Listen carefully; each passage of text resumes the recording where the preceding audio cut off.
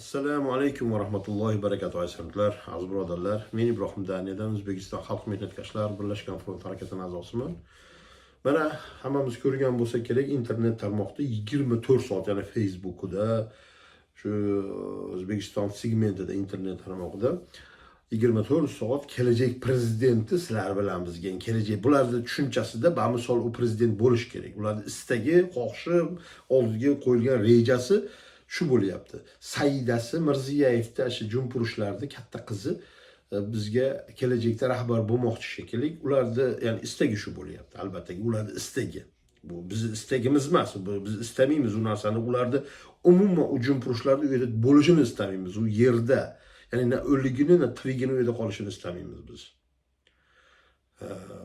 Mana ko'ringlarki, bular har xil g'oyalari bilan sizlar bilan bizni miyamizni chalg'ityapti. Yoshlarni miyasini buzyapti, oilani buzyapti. Men oldin gapirganimdek, bularning maqsadi sizlar o'ylamanglar, ayollarning tarafini olib, bu endi hozir oilada bo'lgan zo'ravonchilikka qarshi, ya'ni chiqib olib turib rosa katta leksiya o'qidi. Bu misoli butun dunyoni lol qoldiradigan qilib leksiya o'qidi. Bu endi ko'rgan bo'lsanglar kerak.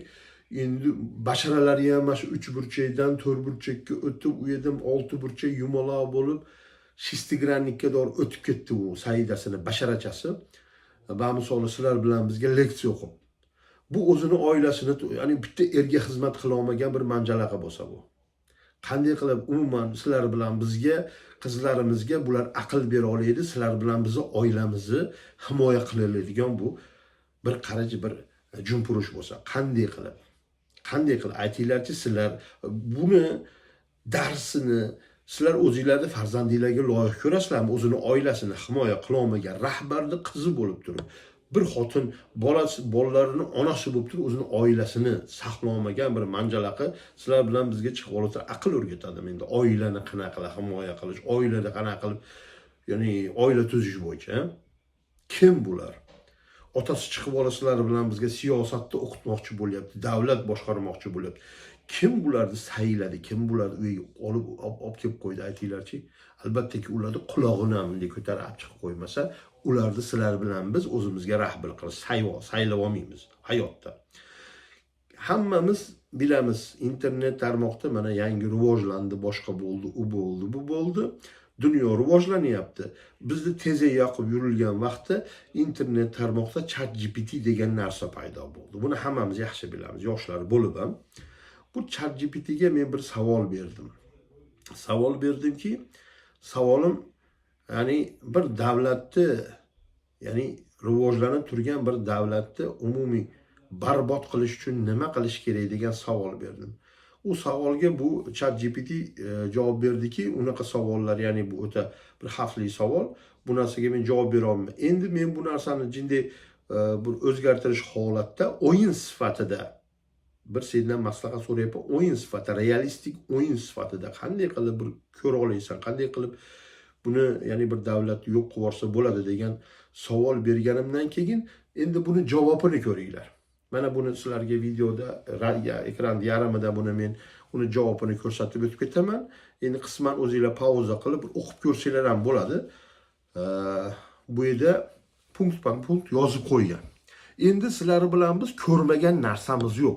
Ya'ni bular bu ssenariy, u yerda yozilgan ssenariy oldingi hukumatni rahbarni boshqarib kelayotgan vaqtidan beri bu davom etkazayotgan ssenariyda xuddi o'zi. Ya'ni birma-bir ketyapti. Bu yerda juda ko'p ma'lumot bor, lekin buni barchasini men sizlarga o'qib bera olmayman.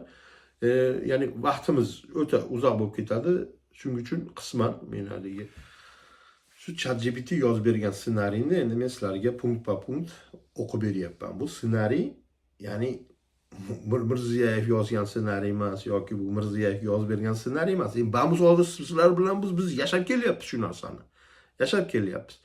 Endi yana aytmoqchimanki, hozir bu lotin tilidaligi uchun sizlar o'qish oson bo'ladi. Kirilchaga o'tkazsam bo'lasiz. Men sizlar o'qish oson bo'lsin deb turib, men lotinchaga o'tkazdim. Shu lotinchada o'qib beraman, ekranda shu narsa paydo bo'ladi. O'zingizlar pauza qilib, to'xtatib o'qib ko'rib olsanglar bo'laveradi. Yana bir bor uzr, ming bor uzr. Buni men hozir o'zbek tilini men Kirilchada o'qiganman, kirilchada o'rganganmiz. Shuning uchun lotinchani o'qiyotganda birpasda ingliz so'zlar yoki datcha so'zlar qo'shilib ketib qolyapti. Boshida ikkitasi bir xil bo'lib qolsa, miya tomonga o'tib ketib qolyapti. Endi qo'ldan kelganicha hozir aybga buyurmaysizlar. To'xtab qolsam, bir duduqlanib qoladigan bo'lsam, faqatgina sizlar uchun, sizlarga berayotgan ma'lumot uchun shu narsani o'qib beray deyapman inshaalloh. Bismillah, boshladik. Birinchi punktda nima deyapti ChatGPT? Aholini bo'lish deyapti. Nazoratni yoki siyosatdan foydalanib, irq, sinf va diniy yoki mafkuraviy asosida ajralishlarni kuchaytir. Shaxsiylik siyosatini haddan tashqari targ'ibot qil deyapti. Institutlarni zaiflashtirish, sud tuzumini obro'sizlantir deyapti. Nima qildi? O'zbekistonda ko'ryapsizlar, sizlar bilan biz uni saylamaymiz sudni o'zi istagan odamini qo'yadi, pulini oladi, qo'yadi va sud faqatgina ularda xizmatini bajaradi. Sizlar bilan biz nimani ko'ryapmiz? Bir qayerda bir ot o'g'risi, tog' o'g'risini jazolayotganini ko'ryapmiz. Bizni ko'zimizda u hozir u yerda o'tirgan sudlarda bir tillik qimmati qolmadi. To'g'rimi? Bu ChatGPT aynan shu tuzumda bo'layotgan holatni, ya'ni qanday bo'lishini, ya'ni bu ssenariyda bizga ko'rsatyapti. Biz bu narsani yashab kelyapmiz. Biz bu 30 yildan beri bu narsa biz yashalyapti bizda. Nima uchun bu narsani o'qib beryapman? Sizlar ko'ringlar, bu davlatni bular parchalamoqchi, bular yo'q qilmoqchi bo'layotganini men sizlarga mana dalil sifatida ko'rsatmoqchi bo'lyapman. Sud tuzumini obro'sizlantir, harbiy va maxfiy xizmatlarini, yuqori lavozimlarini, sodiq yoki norin odamlarni qo'y deyapti. Ko'ryapsizlar, sud tuzumini parchalagandan keyin, obro'sizlantirgandan keyin nima bo'lyapti? Harbiy va maxfiy xizmatlarini, yuqori lavozimlariga o'ziga yaqin insonlarni, o'ziga ya'ni yaqin sodiq insonlarni qo'y deyapti yoki noo'rin insonlarni qo'y deyapti. Endi hozir sen pagon kiyganlar, bu o'zicha forma kiyib olib, men hozir Mirziyoyev yonidaman, Mirziyoyev meni yaqin ko'rgan, u bu degan bo'lsang, sen adashyapsan. Sen ayrimlaring o'ta yaqinsan, nimadir senlarda boylayapti. Ya'ni bitta ishtonni bir poychasiga kirib olgandirsan, balkim senlarda u noo'rin, noloyiq, istagan paytida bir jinoyatni sen ustingga qo'yib yo'q qilib yuborishga loyiq insonliging uchun, ahmoq qilib seni eshak qilib minish uchun seni shu lavozimga loyiq ko'rdi. Istagan paytda yo'q qila oladi. Boshqa odam sen to'xta deydi-da. Sen to'xta deya olmasliging uchun shu lavozimda o'tiribsan hozir. Qator pagonlarni kiyib olib, yerga doğru medallarni taqib olib, xalqqa qarshi xizmatini qilib kelyapsan. Seni noo'rin hisoblagani uchun. Tushunyapsanmi? Sen zo'rliging uchun emas, sen noo'rinliging uchun. Sen istagan paytda yo'qotib yuborish osonligi uchun sen u yerda o'tiribsan. Buni mana ChatGPT ham gapiryapti. Endi 3-punktiga kelamiz. Iqtisodiyotni izdan chiqarish. Yomon ishlab chiqilgan iqtisodiyotni, islohotlarni joriy et deyapti. Ya'ni o'nni yo'q qonunlarni chiqar. O'nni yo'q qonunlar bilan, ya'ni xalqni mashatiga kelgin deyapti-da. O'rta sinf uchun deyapti, soliqlarni oshir deyapti. Bu soliqlarni ichida nafaqat bu soliqlarni oshir, o'rta sinf uchun jarimalarni ko'paytir. Hayotini o'ta og'irlashtirki, shu hayot bu odamlar uchun hayot o'ta bir qiyin bo'lib ketsin. Ya'ni u yerda imkonsiz bo'lib qoladigan, u hayotda yashash odamning ko'ziga bir qop-qorong'i bir qop-qorong'i o'rmon, tamom, u yerda u kelajak ko'rinmaydigan holatga olib borib qo'y deyapti. Tashqi investorlarni to'xtat deyapti. Tashqaridan kelayotgan investorlar. O'z ko'zimiz bilan ko'rdik. Tashqaridan kim kira oldi investor bo'lib? Faqat Xitoy kira oldi. Nimaga desa, Mirziyoyevni ipidan yiynasiga doğru, ya'ni o'zini boshidan to o'sha bollarini ko'tadagi ishtoniga doğru bu Xitoy kiygizib qo'ygan. Shuning uchun u Xitoy kirib keldi O'zbekistonga bemalol. Investor bo'lib emas, shu pulda egasi bo'lib, shu yerda egasi bo'lib kirib keldi hozir. Jirkantishlarni davom etyapti. Tanish bilishlarga subsidiyalarni ajrat deyapti. Qaranglar, mana shu 3-qismida bor narsa, tanish bilishlarga subsidiyalarni ajrat. Mana ko'ryapmiz.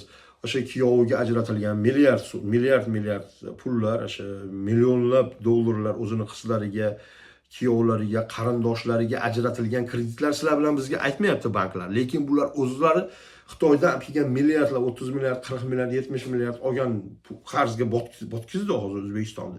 Buni umumiy juda katta miqdordagi pullari qayerga ketdi? O'zini qarindoshlarini o'rtasiga milliardlab, millionlab dollarlar, ya'ni yordam evaziga shu firmalarni qo'llash deb berib yubordi hozir. U pullar o'zi ya'nicha o'zlashtirdi. Yonida uni cho'ntagiga soldi hozir. U shunday oldi, sizlar bilan bizdan oldi, cho'ntakka soldi bu narsani. Sizlar bilan biz yeb o'tiribmiz hozir bu narsani, bunga qarsaychi olib. Mana bu aynan maqsadi bu vatanda parchalab yo'q qilib yuborish. Mana buni men o'zimdan kelib chiqib aytmayapman buni. Internet, kompyuter shunaqa qilib bir ssenariy siz beryaptiki, bu davlatni yo'q qilish ssenariy shunaqa bo'ladi. Ya'ni aynan shu ssenariy bilan yuradigan bo'lsang, bir davlat yo'q bo'lib ketadi deyapti. Insonlar yo'q bo'lib ketadi u yerdan deyapti-da. Ichki nizolarni qo'zg'ash, ekstremistik yoki radikal guruhlarni yashirinch qo'llab-quvvatla. Endi ekstremistik yoki radikal guruhlarni yashirinch qo'llab-quvvatla deganda sizlar bilan biz o'ylashimiz mumkin-da, bu naborat qarshi kurashyapti-yu deymizda. Bu islomga qarshi kurashyapti deymiz, lekin bu aynan bu ekstremistlarni, radikallarni yashirinch qo'llab-quvvatlashdi. Qanday ko'rdik sizlar bilan biz? Mana yaqinda sizlar bilan biz nimani ko'rdik? Rossiyada bo'lgan teraktni ko'rdik. Terakt deyildi. Shu yerda bir 3 ta tojiklar kirib, Krok City'da otishma paydo bo'ldi. To'g'rimi? Buni o'zi orqasida kim turibdi? Facebook turibdi. Xuddi shunaqa O'zbekistonda ham hozir qanday bir diniy, ya'ni kimlardir o'ldirib qo'yadigan bo'lsa, nimadir qiladigan bo'lsa, o'zi sizlar bilan biz ya'ni bilishimiz kerakki, buni bularning orqasida hukumat o'zi turibdi. Bu agar hukumat deya olsak-da, ya'ni bularning orqasida Facebook turibdi. Ya'ni O'zbekistonda bironta terakt bo'ladigan bo'lsa, bironta harakat bo'ladigan, bironta ish bo'ladigan, bironta zigzag o'yinlar bo'ladigan bo'lsa, albattaki bilib qo'yinglarki, sizlar bilan bizni ichimizdan chiqib olib kimdir shu pichoq suyakka tegan holatda qilinmayapti. Ularning orqasida bu holatni yanada og'irlashtirish uchun, nazoratni kuchaytirish uchun bular o'zlarini o'yinlarini, bu ichki ishlar xodimlarini va Facebook tomonlama bergan buyrug'i tomonlama bajarilgan bir o'yinlari bo'ladi. Ya'ni hozirgacha shu ish qilinib kelyapti. Mana Rossiyada har Putinni saylovidan keyin qandaydir terakt bo'ladi, qandaydir o'yin bo'ladi, qurbonlik beradi. Ya'ni qurbonlikni musulmonlarning qoni bilan o'zini vatandoshini qonlari bilan beradi. Bu shunaqa qilib qon to'kadi bular. U odamlarni qo'rquv holatda ushlab turish kerak, nazorat qilish kerak. Bu ham shu ssenariyda turibdi mana. Shunaqa.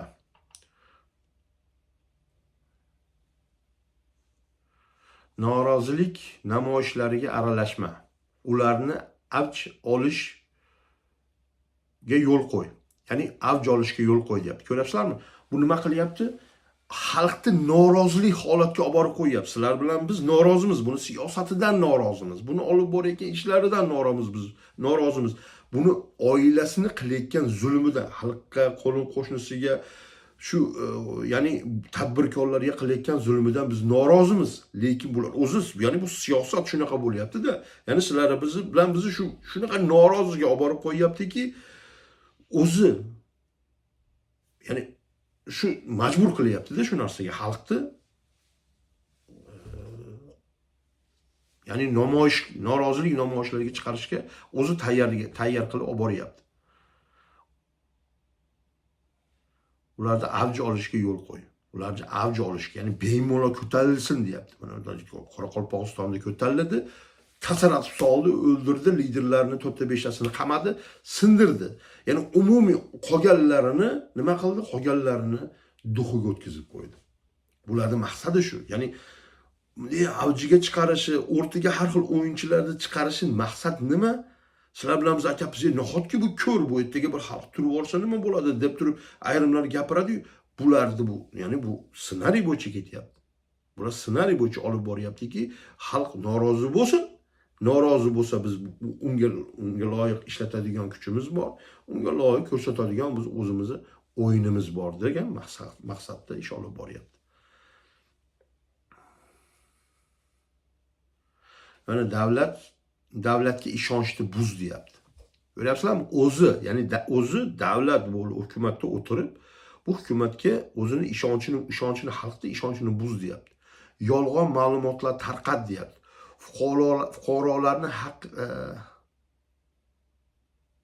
Fuqarolarni haqiqatdan adashtir deyapti.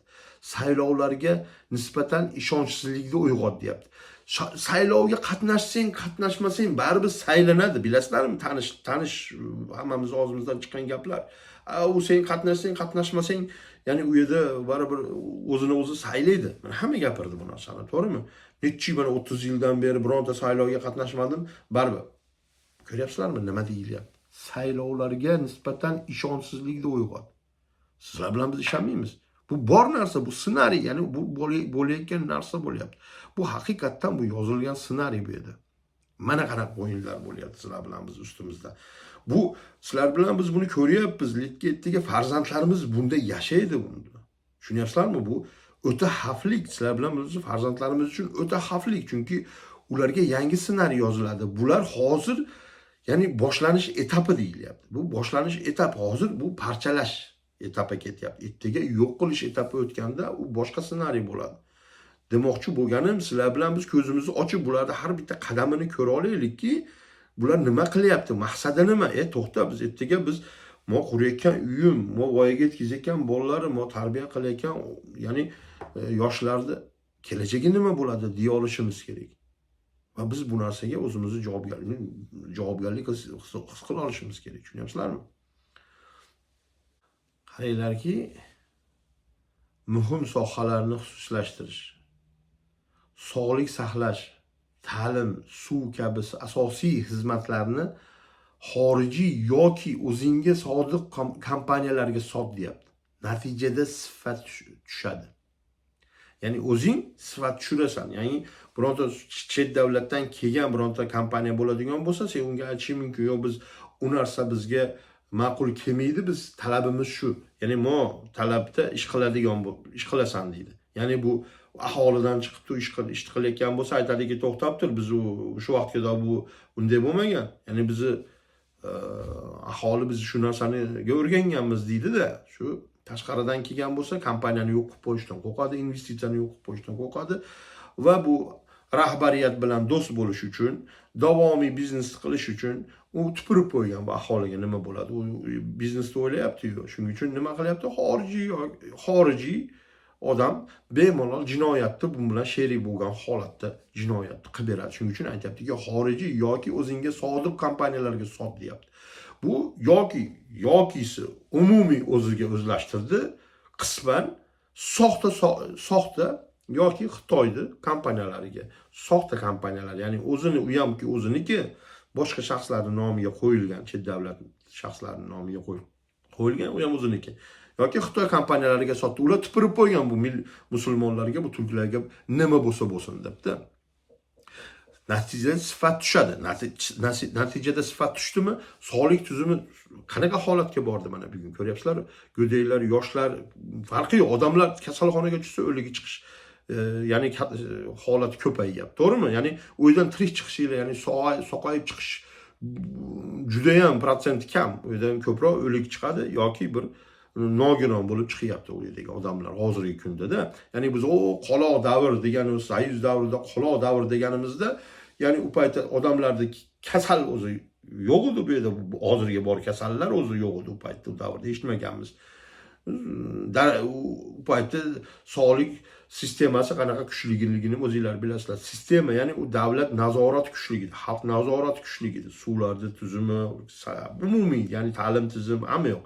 Mana bu yerda ham aytayaptiki, sog'lik saqlash yoki ta'lim tizimi ham shunaqa holatga borish kerakki, odamlarni ahmoq holatiga borish kerak-da.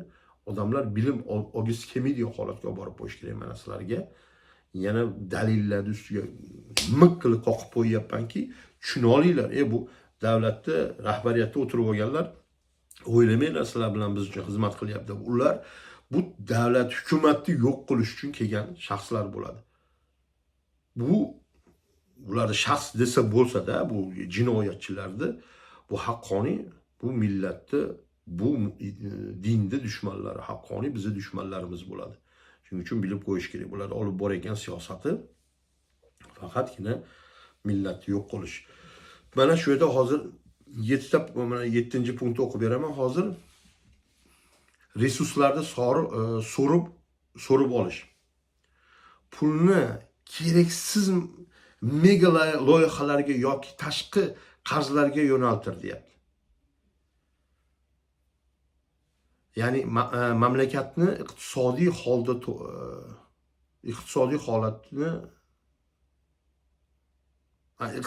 holatdan toydir deyapti-da, iqtisodiy holatdan. Ya'ni shunaqa holatga olib borki, davlat ya'ni mamlakat charchab qolsin deyapti bu. Charchab qolsin, shunaqa holatga borsinki, qarz to'la olmaydigan holatga borib qolsin. Odamlarda pul yo'q holatga borib qolsin. Yer osti boyliklar shaxsiy mulkka, kimlardir boylarning mulkiga aylanib qolsin deyapti. Mana 7-punktni o'zingizlar o'qib ko'radigan bo'lsanglar nima deyapti?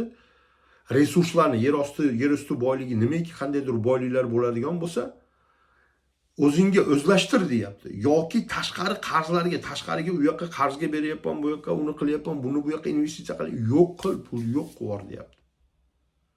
Yoki juda katta loyihalarga sarfla deyapti. O'zbekistonda mana Toshkent City qurildi, milliardlab pul sarfladi.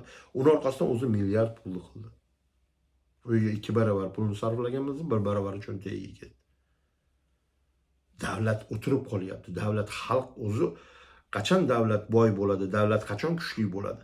Aholi boy bo'lsa, aholi kuchli bo'lsa, aholi sog'lom bo'lsa, aholi ilmli bo'lsa.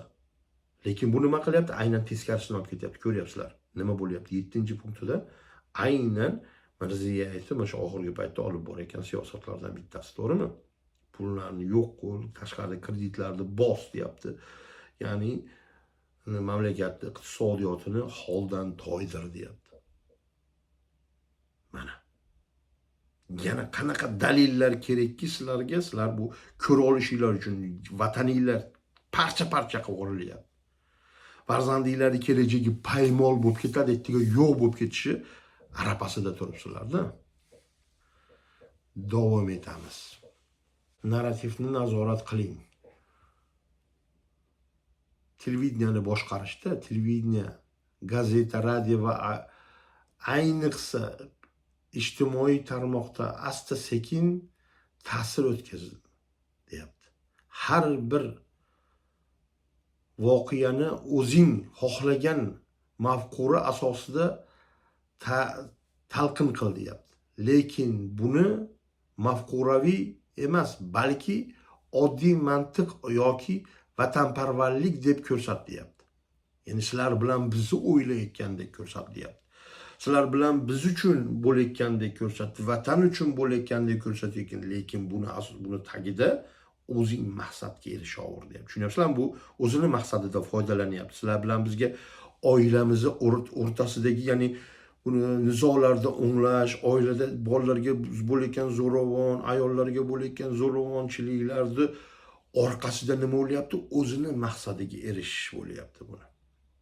Sizlarni ko'zinglarni ochishinglar kerak-da bu narsaga. Sizlar o'ylayapsizlarki, bu Mirziyoyevni Saida degan bir manjalaqisi sizlarga, sizlarni bolalaringlarni, sizlarni kelajaginglarni, sizlarni bir oilada bo'layotgan notinchliginglarni o'ylaydi deb o'ylayapsizlarmi? Sizlarni kelajaginglarda paymol qilayotgan bir shaxs, boyliginglarni yo'q qilayotgan bir shaxs, onasi O'zbekistonga olib kelayotgan dorilardan go'daylar o'ldirilayotgan bo'layotgan bo'lsa, bular oilaviy bu millatni yo'q qilishga kelgan bo'lsa, sizlar o'ylaysizlarki, sizlarni oilaviy holatinglardan bezovta bo'lyapti deb o'ylaysizlarmi? Bilmadim qanchalik bir odam ahmoq bo'lish kerakki, bu haqiqatan sizlar bilan bizga yaxshilik qo'lini cho'zyapti. Saidasi bu odamlarni, ayollarni, ya'ni zo'ravonchilik ko'rayotgan ayollarni yaxshilikda yaxshilik ravo ko'ryapti, ularga yaxshilik tuzib. Uni orqasidan bilasizlarmi bu qancha pul qiladi? Buni oilada bo'layotgan zo'ravonchilik deb turib ertaga milliardlab pul ajratiladi. Sizlar o'ylaysizlarki, u milliard pul sizlar cho'ntagingizga tushadimi?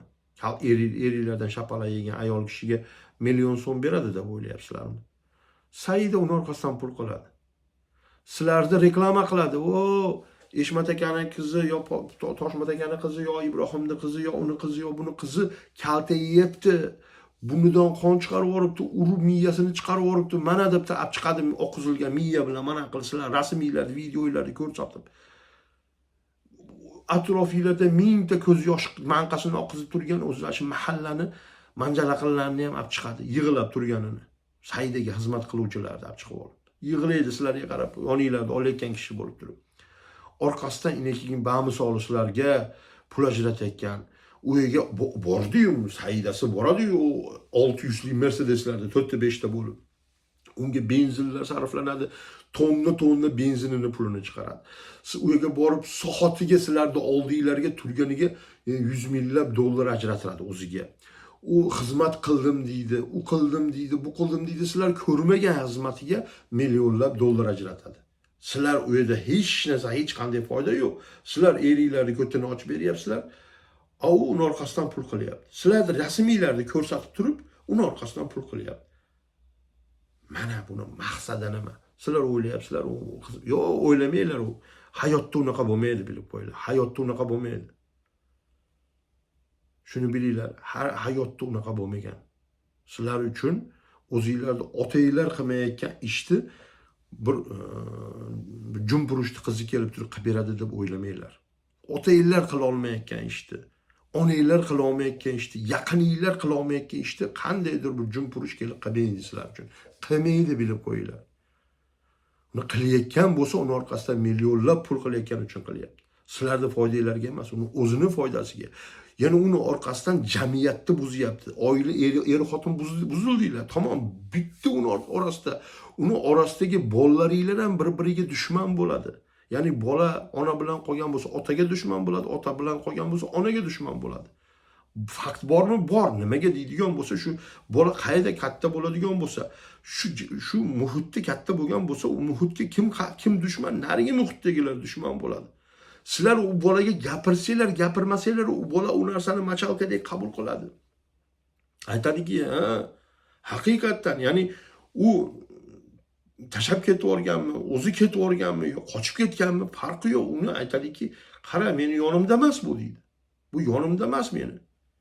Menga nisbatan, unga nisbatan ya'ni nafrat uyg'onadi unga. U bolaga gapirishdan foydasi o'zida o'zi nafrat uyg'onadi. Chunki u yonida emas. Bu bolani issiq sovuq vaqtida ona ota kerak bo'lgan vaqtida ota yonida bo'lmagan, yo ona kerak bo'lgan paytida ona yonida bo'lmaganligi uchun bola o'zidan o'zi u narsani uni dushmanga aylantiradi. Endi buni sizlar faqatgina u narsaga o'zingizlar birinchi qadamni qo'yib beryapsizlar. Uni orqasidan Mirziyevni oilasi millionlab pul qilyapti. Maqsadga, ya'ni jamiyatni buzish bo'yicha maqsadga erishyapti. Sizlarni orqanglardan pul qilyapti. Sizlarni yo'q qilyapti. Bolalaringlarning kelajagini yo'q qilyapti. Mana maqsadi nima bo'ldi? Davom etamiz. Tilni shakllantiring. Odamlarga yoqadigan, hissiy jihatdan ta'sirlanadigan so'z va ibratlarni targ'ibot qiling, deyapti. Masalan, an'anaviy qadriyatlar, barqaror taraqqiyot, haqiqiy erkinlik, endi juda bir haligi ajoyib so'zlarda buni faqatgina sizlar bilan biz bu Karimovning o'zidan eshitganmiz, bu so'zlarda faqatgina Mirziyevning o'zidan, televideniyada eshitganmiz. Endi haqiqatdan o'zimiz bunaqa narsaga buni duchor bo'lmadik-da, bu an'anaviy qadriyatlar, buni barqarorlik, taraqqiyot, haqiqiy erkinlik, bu faqatgina miyamizning chuqur joylarida bor bu narsalar. Haqiqatda istaymiz bu narsalarni, lekin buni bu so'zlar bilan sizlar bilan biz aldab kelyapti-da. Mana o'zlari aytayapti, mana bu yerda aytayapti, ssenariyda aytayapti, shu narsa bilan xalqni alda, deyapti. Odamlarning hissiyot, ya'ni ichlar bilan bizning ichimizga juda yoqadigan so'zlar bilan ichimizga kirib boradi.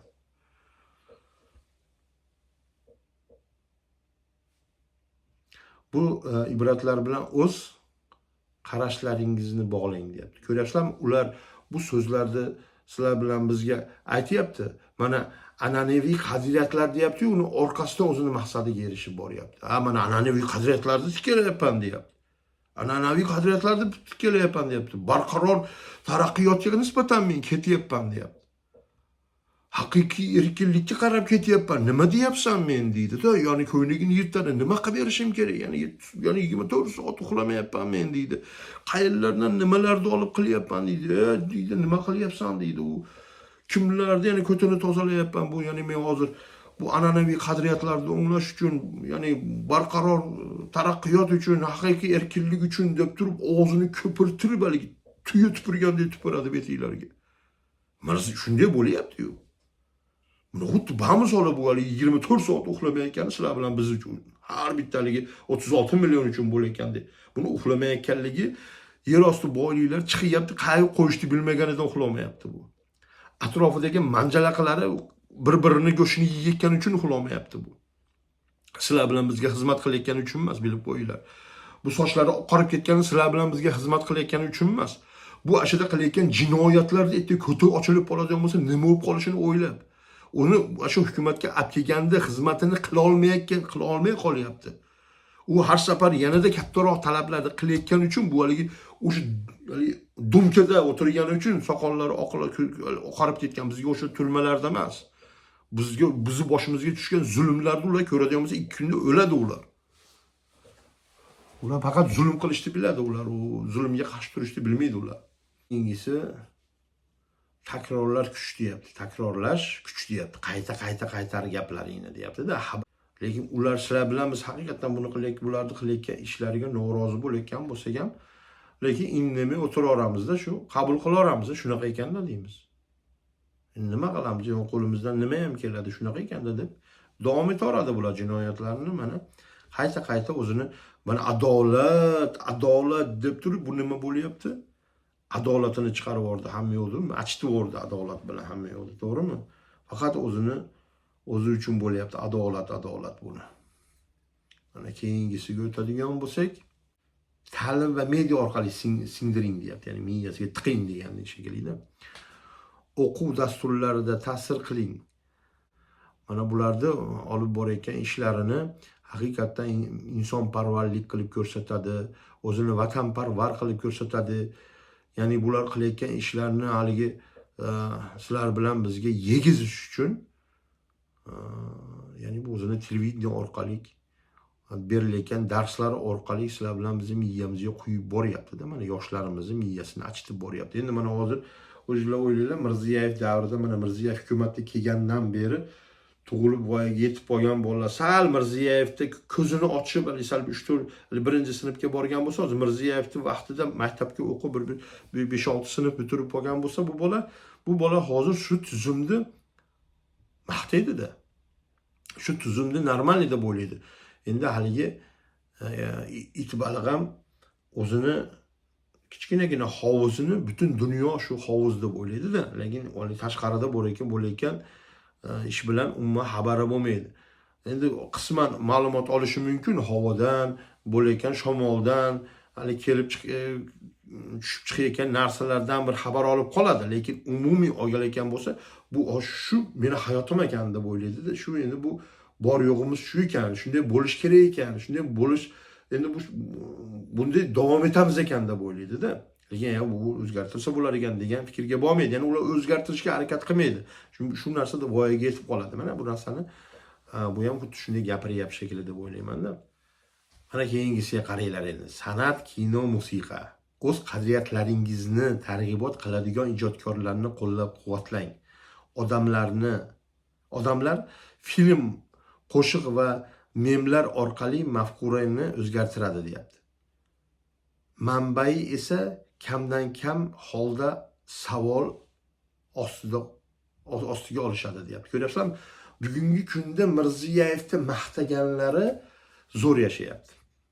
Bugungi kunda Mirziyoyevni tagiga paxta qo'yayotganlari, ularni mashaligi mana qilib taylarini, oyoqlarini yalab borayotganlariga oltin to'kyapti-da mana. Chunki sizlar bilan bizni miyamiz achityapti-da. Televideniyada 24 soat masqaravozlari bormi ularda, komiklari bormi ularda, blogerlari bormi ularda, jurnalistlari bormi ularda, yangiligimi, boshqasimi, qo'shiqchisimi, aynan shu tuzumni barqarorligiga, shu tuzumni davomiy bo'lishiga ish qilishyapti bular. Ya'ni sizlar bilan bizni qullik holatimizni, xalqni qul bo'lishiga o'z hissasini qo'shyapti bular. Sizlar bilan biz bularga mana 24 soat vaqt ajratamiz. Qaysi bir qo'shiqchi chiqadigan bo'lsa, mana shu 24 soat eshitishga tayyormiz. Bularni konsertlarini buga pul sarflashga tayyormiz. O'zi ularni konsertlari sizlar bilan maqsadi ularni nima? Sizlar bilan bizni ko'nglimizni olish emas. Sizlar bilan bizni pulimizni olish va shu siyosatga davomiy qul bo'lishimizni mexanizmi bo'ladi. Mana nima qilyapti bular, ko'ryapsizlarmi?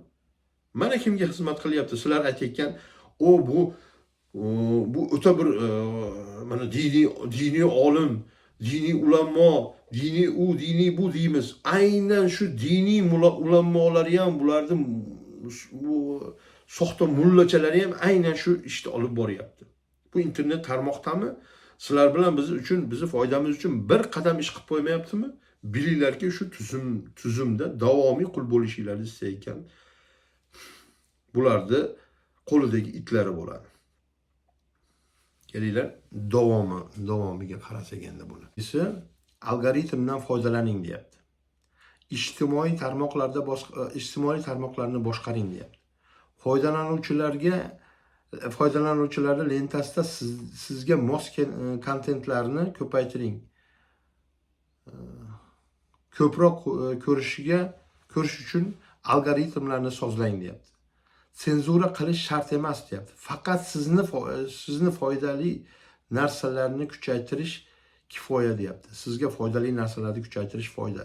Ya'ni bu hozir Mirziyoyevni qizini reklama qilib olib boryapti. Buni sizlar bilan bizga xizmat qilayotganini, Mirziyoyevni Andijonga borib qandaydir o'limga kirib janozaga qatnashganini, kimgadir borib turib haligi bir kimgadir daraxt ekib qo'yganini, kimdandir xabar olganini, bir joyga kirib olib turib bir kasalxonaga borib bir yetimni boshini silab qo'ygani. Bu faqatgina bu sizlar bilan bizni ko'rsatayotgan narsasi bu. Siz bilan bu 24 soat ishlayapti-yu, bu yetimxonada, bu kasalxonada, bu janozaga bordi, to'yga bordi, uyiga bordi, bu yerga bordi qilib ko'rsatishi, buni sizlar bilan bizni hayolimizga, fikrimizga mana olib borayotgan ssenariy aytayotgandek, faqat buni o'zini maqsadiga erishish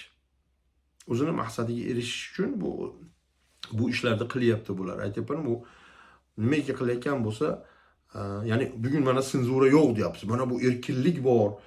Mana bu yerda ham aytyapti. Senzura qilish shart emas deyapti. Faqatgina sizga foydali narsalarni kuchaytirish kerak, kifoya deyapti. Ya'ni Mirziyoyevga kerakli narsalar buni kuchaytirilyapti bugun. Nima kerak unga? Uni oilasini reklama qilish kerak bo'lyapti. Uni yaxshiligini ko'rsatish kerak bo'lyapti. Uni olib borayotgan siyosatini maqtash kerak. Boshqa davlatlar hammasi ko'tiga o'tirib bo'lgani, O'zbekiston gullab yashnayotganini ko'rsatish kerak-da. Shuning uchun buni barcha ishlari shunga qarab ketilyapti. Yaqinlash yoki ekokamera. Odamlar faqat sizni fikrlarini eshitadi.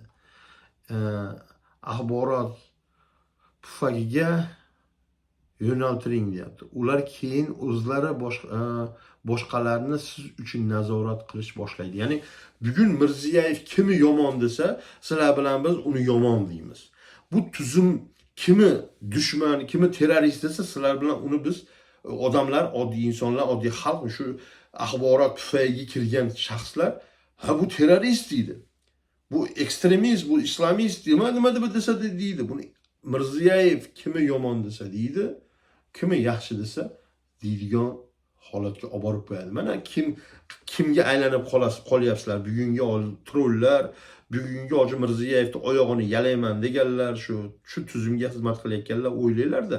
Bir hozir bu tuzum yaxayotganlar o'ylaylar, sizlarni shu pufakka kirgizdi. Shunday pufak qilib ishirdi sizlar. Hozir havoda uchib yuribsizlar. Aytdi ko'tinglardan shunday shari ipini yechganda sharidan chiqsa, shillab uchib ketadi-yu shari. Xuddi shunaqa bo'ladi. Bunaqa odamlar. Bo'ladi bu hali saroy mullalari, artistlar, hozir shu vatan uchun shu O'zbekiston desa, ishton yirtayotgan blogerlar hammasi shunaqa bo'ladi. Normal holatda keyingisi mana normal holat sifatida ko'rsating deyapti. Ochig'i mafkurani targ'ibot qilishni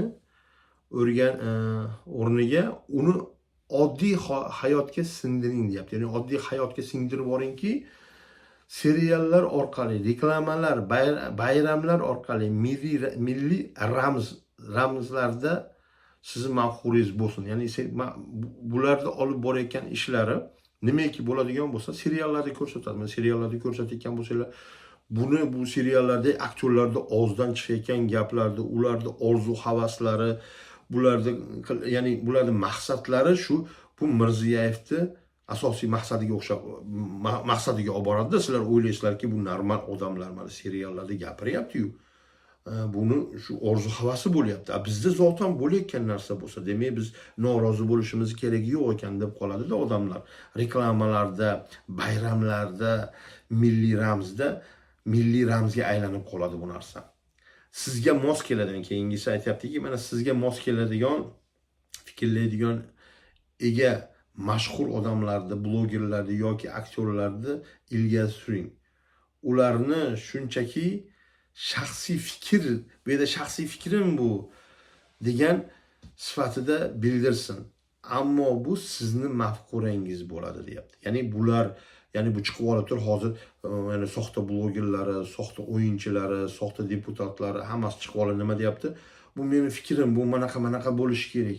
Bu o'zi manaqa bo'lsa, manaqa bo'lasdi deb turib gapiryapti. Shu manaqa bo'lasdi, manaqa bo'lish kerak degan narsasi bu o'zi asli Mirziyoyevning mafhurasi, Mirziyoyevning kelajak orzu havasini bular sizlar bilan bizga sekin miyamizga singdirib borayotgani bo'lyapti. Qaranglarki, aytayapti buni ChatGPT aytayapti.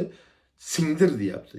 Ya'ni soxta blogerlar orqali, soxta seni fikringga mos keladigan aktyorlar orqali deyapti, qo'shiqchilar orqali, soxta mullalar orqali xalqqa o'zini fikrini bildirgandek kirsin, xalqning ichiga, miyasiga kirsinki, seni mafhuringni ularga, ya'ni miyasiga qo'ysin deyapti.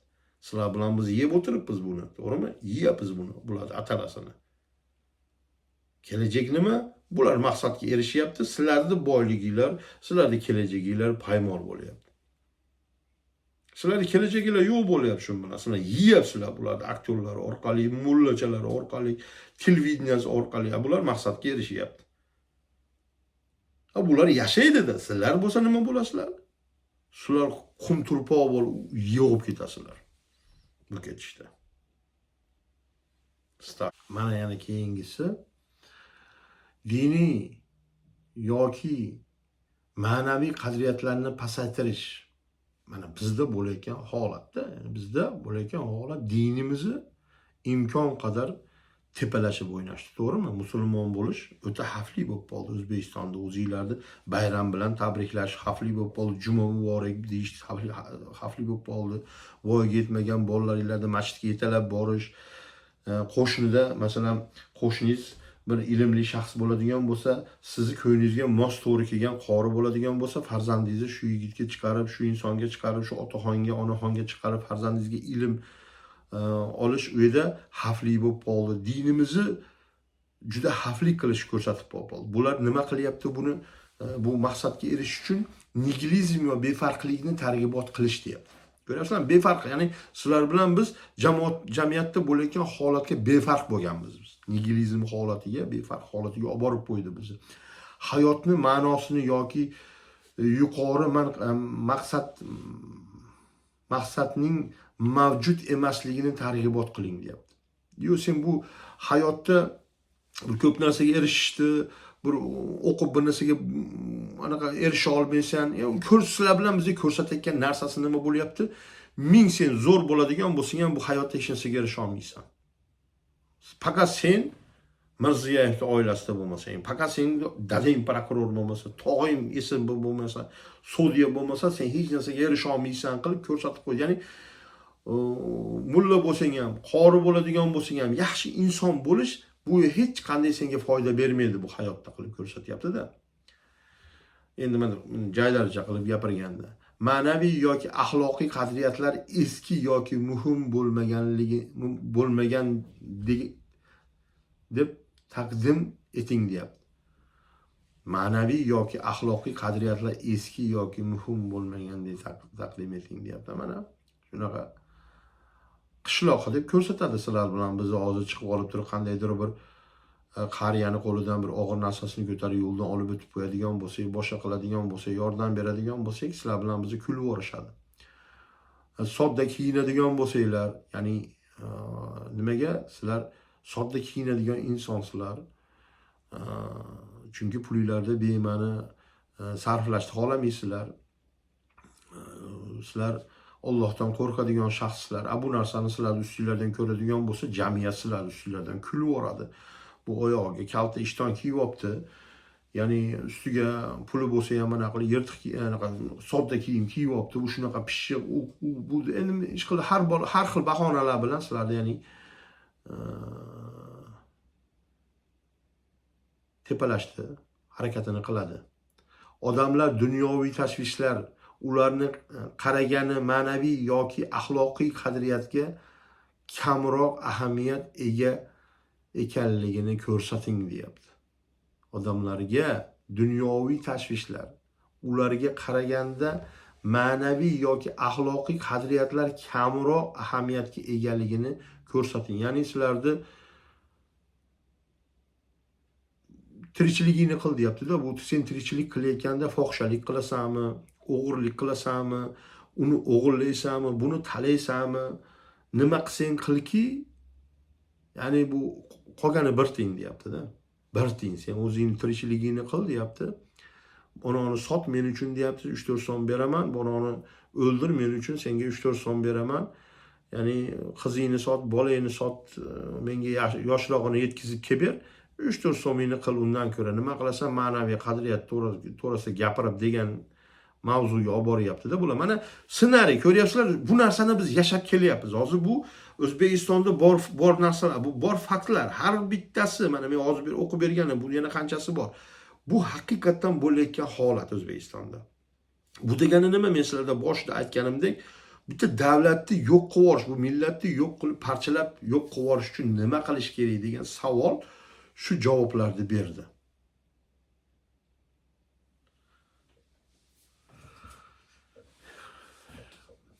Ma'naviy keyingisi, ma'naviy va axloqiy upatni yaratish.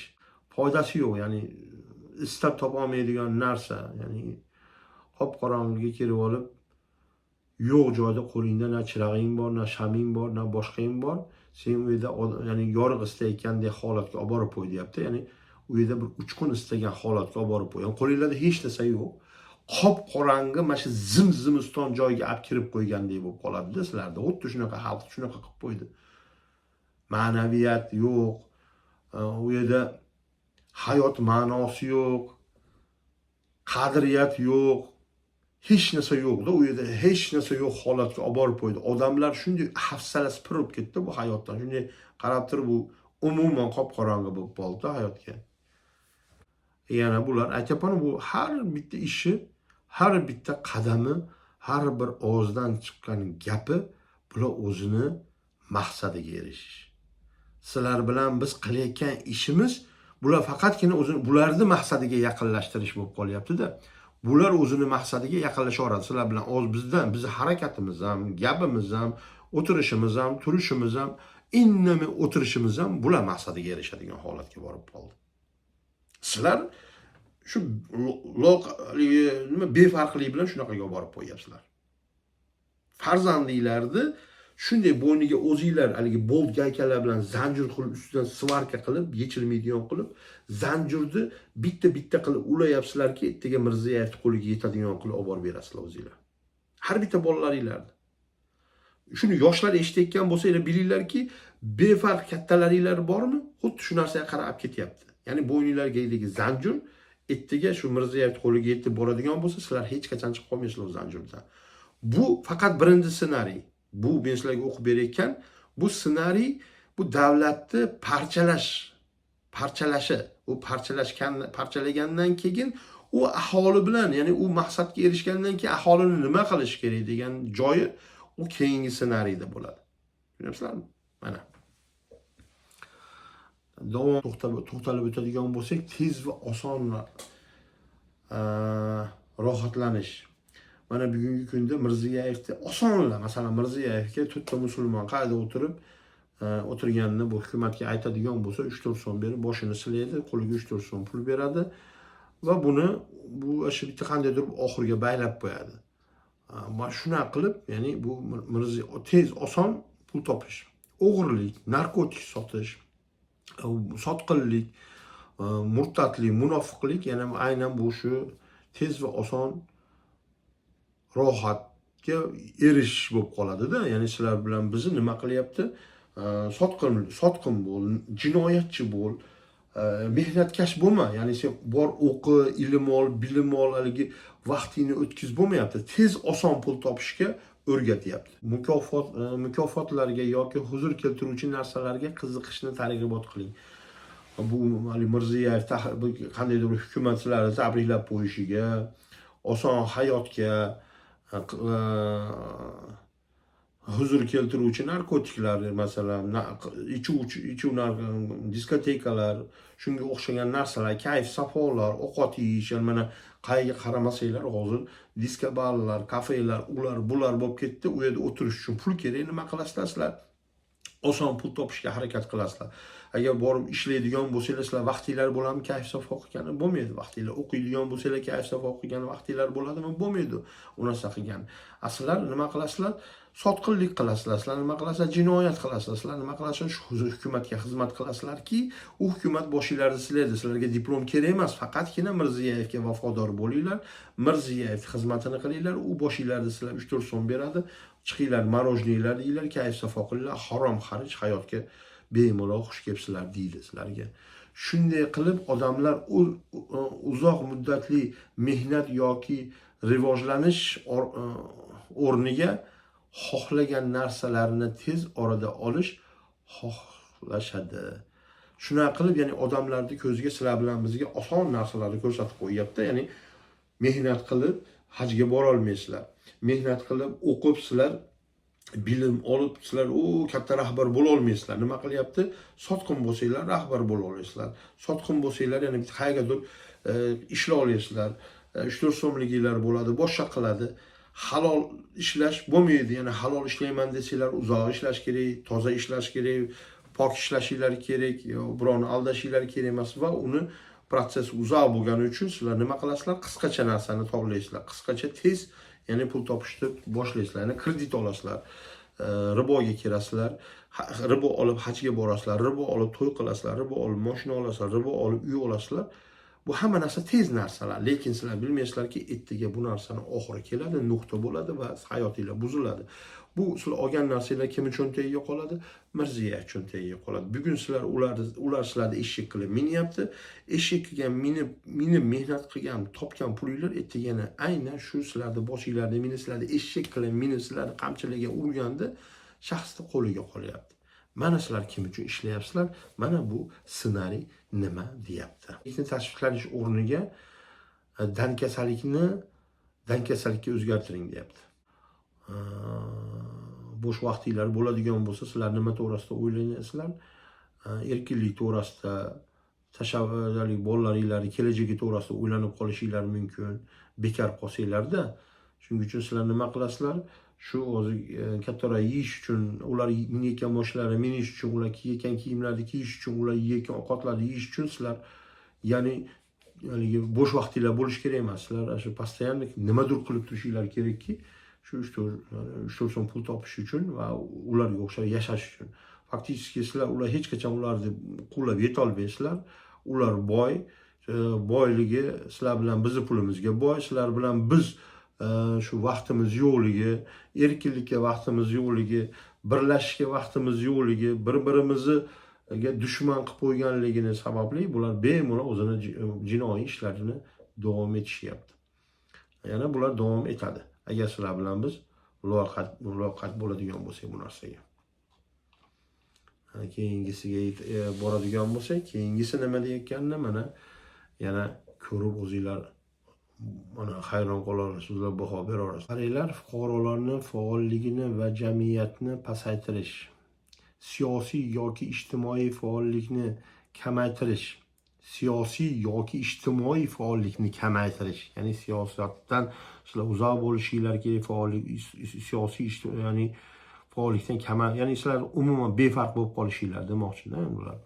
Odamlarni siyosiy faollik yoki ijtimoiy masalalarni befarq qilishga undash, bunga muassasalarga ishonchini kamaytirish.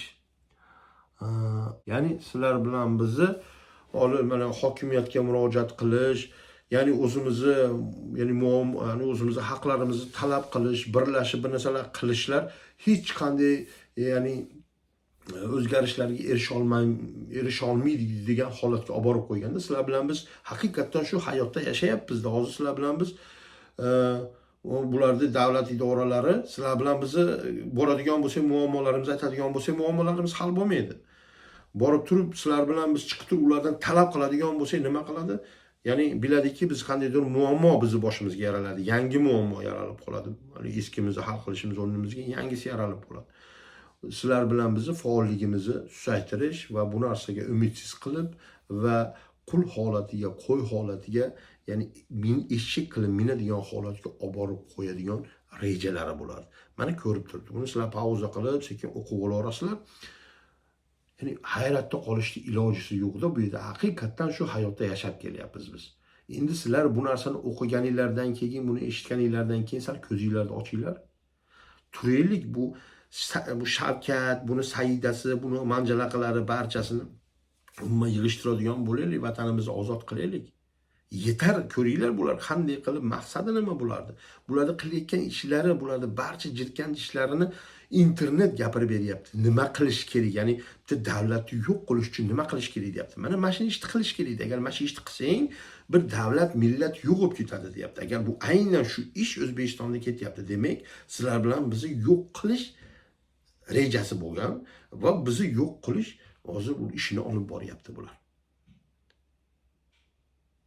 O'tiraveramizmi og'zimizni ochib, farzandlarimiz ertaga o'ldiriladigan bo'lsa, yo'q qiladigan bo'lsa, yana orqasiga kuchli olgan Xitoy, ya'ni kim? Xitoy, ya'ni bu Amerikaga bas kela Amerika bunga bas kela olmayapti. Xitoy borda bu.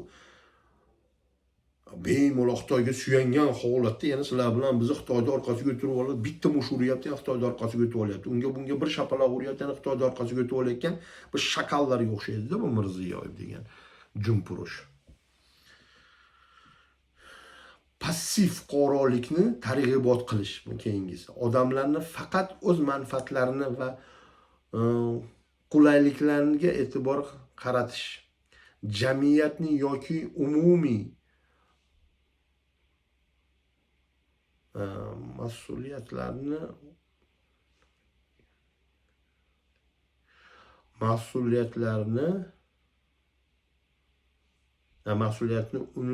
unutar ekanligini ko'rsating. Ya'ni odamlar sizlar bilan bizni passiv holatga olib borib qo'yyapti. Hech qanday narsa sizlar bilan biz o'zgartira olmaymiz, hech narsa qila olmaymiz. Nima qilishimiz kerak? Faqat shu narsaga taqdirga tan berib yashashimiz kerak. Iloji yo'q. Endi bular rahbar, bular nima qilsa qila oladi, biz hech narsa qila olmaymiz. Ko'ryapsizlarmi? Buni sizlar bilan biz men o'qib boshdan beri birinchi, ikkinchi pul qilib o'qib berayotgan narsam bo'ladigan bo'lsa, bular asta qilib boryapti.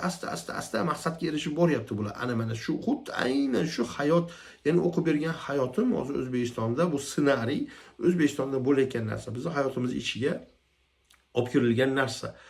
Sizlar bilan biz aynan bular, ya'ni bu internet gapirib berganda javob beryapmiz-da. Ya'ni odamlar deyapti, vaqti bo'lmaydi deyapti. Odamlar bu narsaga ya'ni loyiha bo'lib qoladi deyapti. Fuqarolar passiv holatga borib qolyapti deyapti. Faolligi kamayadi deyapti. Siyosatga aralashgisi kelmay qoladi. Meni qo'limdan hech narsa kelmaydi deydigan bo'lib qolyapti. Ya'ni qaranglarki, har bitta narsani punkt shunday qilib yozib, chizib ko'rsatib qo'ygan. Ya'ni buni sizlar bilan bizga bu Alloh subhanahu taolo shunday qilib ko'rsatib qo'yaptiki, mana senga deyapti. Ya'ni buni sizlar bilan bizga, ya'ni biz o'ylashimiz mumkin, bu internetdan faqatgina yomon narsa. Yo'q, bu bizga ma'lumot beryapti. Ko'zingni och. Bu seni eshak qilib minayotgan tog'otlar mana nima qilyapti deyapti. Sen meni qonunimdan uzoqlashmoqchi bo'lding. Mana buni sud sistemasini sen, ya'ni ularnikini o'zingga ravo ko'rding, ularnikini ma'qul deding. Mana senga bular kim bular? Maqsadi nima bularda deyapti. Bularni chiqarayotgan qonunlari, bularda g'oyalardi, bularning maqsadlari, seni bularni boshini silashini maqsadi nima deyapti. Mana senga deb ko'rsatib qo'ydi bu ma'lumotni ko'ringlar. Mana ko'ryapmiz bu narsani akalar ukalar. Bu narsaga loyiq harakat qilishimiz kerak endi. Tushunyapsizlarmi? Bu narsaga loyiq harakat qil. Xo'p, keyingisiga o'tadigan bo'lsak, noz-ne'matlar va passivlikni oshirish. Fikringizni o'g'irlaydigan passiv ko'ngil ochar dasturlarni kiritish. Odamlarni kundalik hayotidan chiqarish uchun passiv ko'ngil ochar faoliyatlarni targ'ibot qiling. Masalan, ijtimoiy tarmoqlarda doimiy realist shoular, video o'yinlar, ularni juda oson va qiziqarli qilish orqali odamlarni bu narsalarga qiziqtirish, ish, o'qish yoki rivojlanishdan voz kechishga olib keladi deyapti. Ya'ni sizlar bilan bizni shoularga, konsertlarga, tok shoularga, real shoularga, kinolarga, seriallar orqali sizlar bilan bizni miyamizni chalg'itib, ishdan, o'qishdan, bilimdan, dunyoviy o'sishdan olib qochyapti-da. Ya'ni bu O'zbekistonda qaranglar, hozir televideniya nima qilyapti? Bular televideniya sizlarga ma'lumot bermayapti. Televideniya sizlarni rivojlantirmayapti.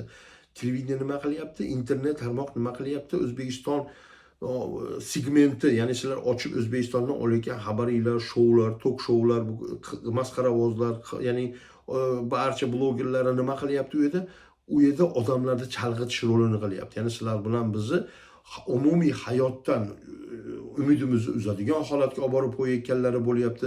Qo'limdan hech narsa kelmaydi ekan, bu hukumatga men qarshi kurasha olmayman degan deydigan holatga olib boradi. Ayrimlari bo'lsa, sizlar bilan biz oson hayotni ko'rsatib, chalg'itib, haligi narsaga umuman shunday botib qolyapmiz-u, o'qishdan, ishdan, dunyoviy hayotlardan, siyosatdan uzoqlashib ketib qolgan. Yana keyingisi ham ijtimoiy va jamoat faoliyatini kamaytirish. E'tibor beringlar. Odamlarni muhim ijtimoiy yoki jamoaviy faoliyatlardan chetlashtiring deyapti. Bunday imkoniyatlar yetishmasligi odamlarni o'z hayotining rivojlantirishi va boshqalarning farovonligini qiziqmasligiga olib keladi. Qaranglar-da, sizlar bilan bizni ijtimoiy va jamoat faoliyatidan uzoqlashtiryapti bular. Ya'ni hayotda bo'layotgan xalqning muammolarini bular ya'ni sizlar bilan bizni chalg'ityapti-da, ya'ni sizlar bilan biz shu bir kuch bo'lishimizdan uzoqlashtiryapti. Ya'ni bir-birimizni muammolarimizga befarq holatga olib borib qo'yyapti. Ya'ni bir-birimizga dushman holatga olib borib qo'yyapti. Ya'ni ularni oldin aytganimdek, xotinni dushman qildi, otani bolaga dushman qildi, ya'ni onani bolaga dushman qildi, akani ukaga dushman qildi, qo'ni qo'shni bir-biriga dushman qilib yubordimi? Ya'ni sizlar bilan biz ya'ni bu jamoatga tupurib qo'yadigan holatga olib borib qo'yyapti bularni bir-birini. Yana nima qilyapmiz? Umuman ishimiz bo'lmay qolyapti. Ya'ni odamlarning hayoti bilan, o'zimizning kelajagimiz bilan umuman e'tibor bermaganligimiz oxiri bularning maqsadiga erishishga olib boryapti mana. Bunday imkoniyatlar bularga katta imkoniyatlar ochyapti-da mana.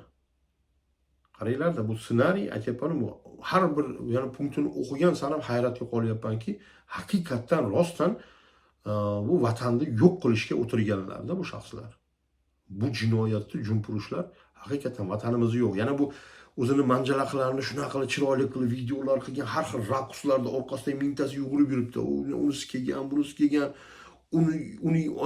Ya'ni sizlar bilan bizni nomimizdan-da, ya'ni xalqning nomidan bu kimlargadir gul beryapti, kimlardir kutib olyapti, kimlardir kuzatishyapti. Endi o'zingizlar o'ylanglar, u tashqaridan kelgan mehmonlar ularning oldiga kelgani yo'q. Ular bizni vatanimizga keldiki, xalq bilan qandaydir shartnoma qilgani, bu vatan bilan qandaydir shartnoma qilgani, vatan bilan qandaydir hol-ahvolini so'ragani, lekin kim bu jumpurushlarda oilalar shunday kuzatyapti, hamma yo'q oliy deyapti. Hamma yo'q oliy. Ya'ni beradigan mukofotingni beradigan pulingni ber, ketaver, qolganini men o'zim qilib qo'yaman. Ya'ni shunday yana bu jumpurushlar o'zini oilasini o'rtasida shunday tarqatib yuboryapti pullarni.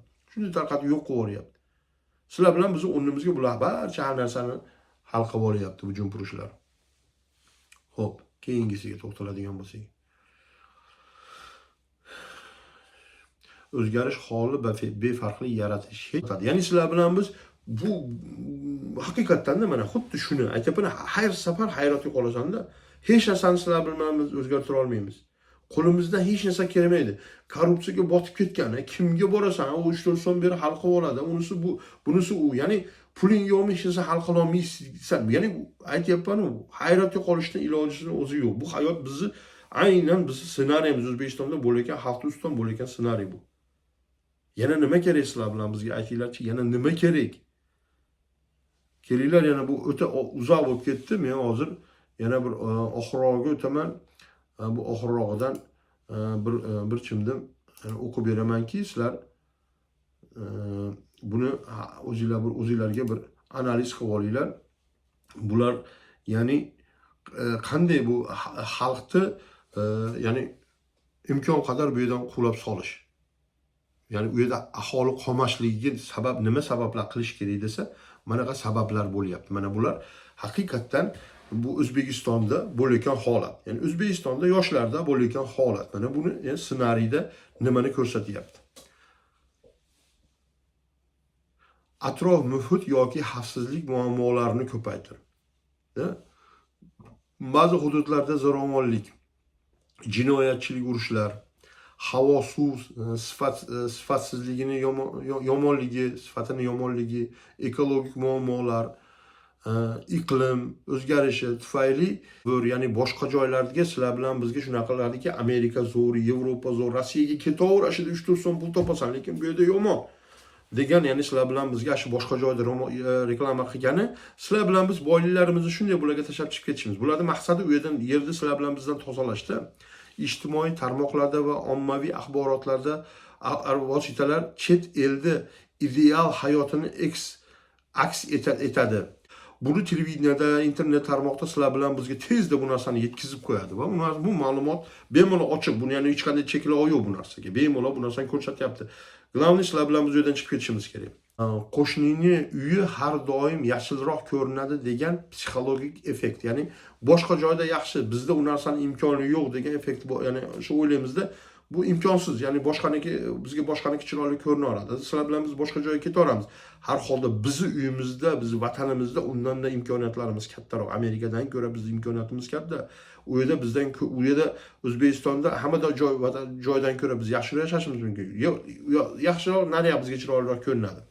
Uni bizga sizlar bilan bizga internet tarmoq reklama qilib beryapti. Milliy ozlik yoki vatanparvarlik tuyg'usini susligi. Ya'ni sizlar bilan biz yoshlarimiz o'zi vatan uchun hech qanday umuman qiziqishi yo'q. Chunki vatan ular bilan qiziqmayapti. Vatanda hech qanday, ya'ni bilim olish, ilm olish, mehnat qilish, boshqa narsalar yo'q. Boshqa narsa, ya'ni yo'qligi uchun u yoshlar nima qilyaptiki, shu vatanda milliy o'zlik yoki vatanparvarlik tuyg'ulari susligi, ya'ni yo'q unaqa yoshlarda. Ya'ni shuning uchun yoshlar nima qiladi? Chiqib ketadi. Va ana shu, ya'ni bu ssenariyni bular chizib beryapti mana. Kelajagimiz uchun barobar harakat qilaylik akalar, ko'ra. Videoni tarqatinglar, keyingi videolarda ko'rishguncha. Assalomu alaykum va rahmatullohi va barakatuh.